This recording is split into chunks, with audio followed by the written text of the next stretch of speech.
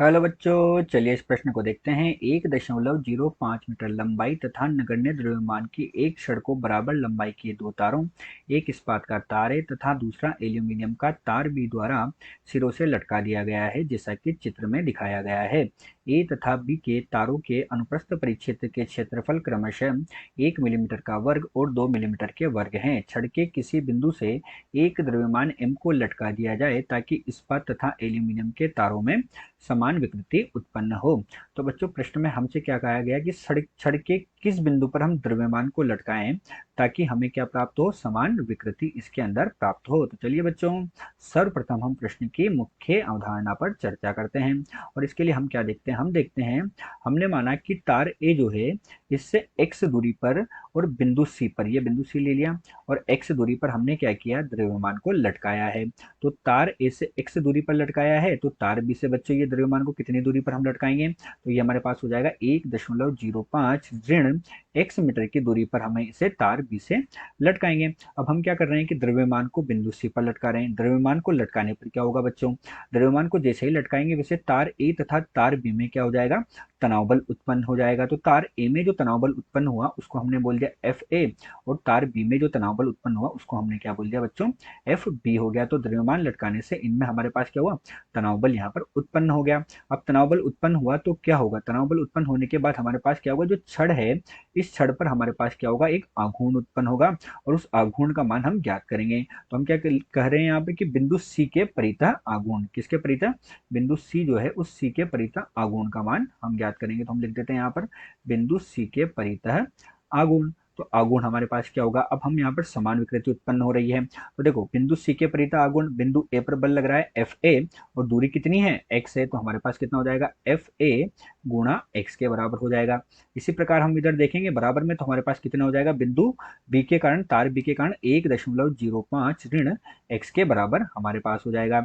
इसको हम कह देते हैं बच्चों समीकरण नंबर 1, और यही हमारे पास इस प्रश्न की मुख्य अवधारणा है। तो चलिए बच्चों, अब हम मुख्य अवधारणा के पश्चात देखते हैं कि हमें प्रश्न में क्या क्या दिया हुआ है। तो हमें प्रश्न में जो तार ए है और तार बी है उन दोनों के अनुप्रस्थ काट क्षेत्रफल दिए गए हैं। तार ए जो है उसका अनुप्रस्थ काट क्षेत्रफल दिया गया 1.0 मिलीमीटर के वर्ग के बराबर। तार बी का अनुप्रस्थ काट क्षेत्रफल दिया गया 2.0 मिलीमीटर के वर्ग के बराबर। साथ ही हमें इन दोनों के यंग प्रत्यास्थता गुणांक दिए गए हैं। तार ए का यंग प्रत्यास्थता गुणांक दिया गया है 2 गुणे 10⁻11 न्यूटन बटे मीटर के वर्ग के बराबर, और तार बी का भी हमें यंग प्रत्यास्थता गुणांक दिया गया है। तार बी का यंग प्रत्यास्थता गुणांक दिया गया 0.7 गुणे 10⁻11 न्यूटन बटे मीटर के वर्ग के बराबर। तो अब बच्चों हम क्या करते हैं, प्रश्न को हल करते हैं और प्रश्न का हल देखते हैं। तो यहाँ पर अब हम लिखने जा रहे हैं हल।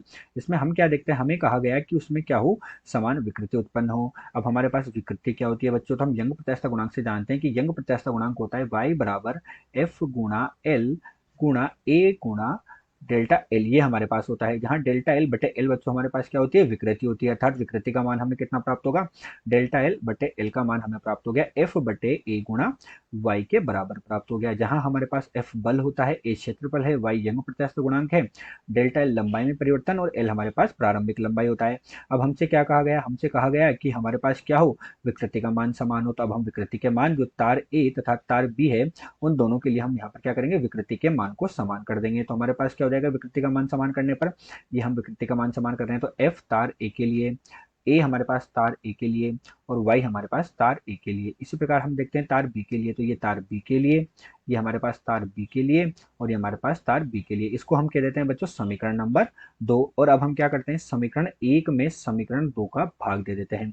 क्या करते हैं बच्चों, समीकरण 1 जो हमारे पास आई थी उस समीकरण 1 में समीकरण 2 का हम क्या कर रहे हैं, यहाँ पर भाग दे रहे हैं। तो जब हम इसमें इसका भाग देंगे तो अब हमें क्या प्राप्त होगा, इसमें इसका भाग देने पर हमें प्राप्त होगा x गुणा ए और हमारे पास कितना आ जाएगा बच्चों, इसका यंग प्रत्यास्थता गुणांक आ जाएगा।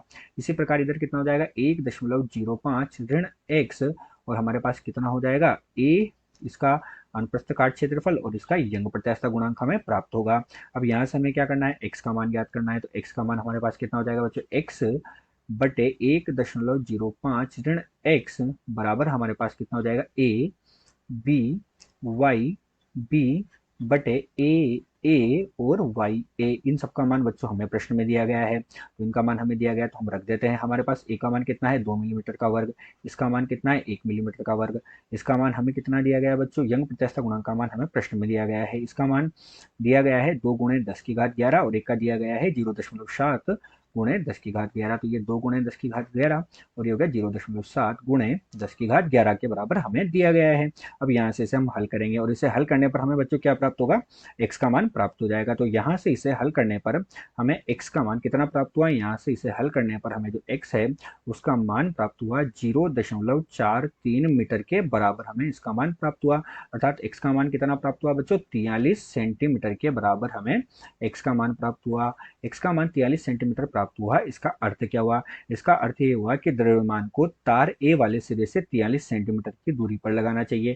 तार ए से कितनी दूरी पर लगाना चाहिए बच्चों, 43 सेंटीमीटर की दूरी पर लगाना चाहिए। अगर हमसे तार बी के लिए पूछे तो तार बी से कितनी दूरी पर लगाना चाहिए, तो तार बी से निकालने के लिए हम क्या करेंगे 1.05 में से 0.43 को घटा देंगे। तो तार बी से हमसे पूछे तो ये तो किससे दूरी हो गई बच्चों, तार ए से कितनी दूरी पर लगाना चाहिए 43 सेंटीमीटर पर, और अगर हमसे तार बी से पूछे तो हम उसमें से घटा देंगे, लेकिन प्रश्न में हमसे तार ए से पूछा गया है। तो दिया गया जो प्रश्न है, इस दिए गए प्रश्न में द्रव्यमान m को तार ए जो है उससे 43 सेंटीमीटर की दूरी पर लगाना चाहिए। आशा करते हैं आपको प्रश्न समझ आया होगा। धन्यवाद।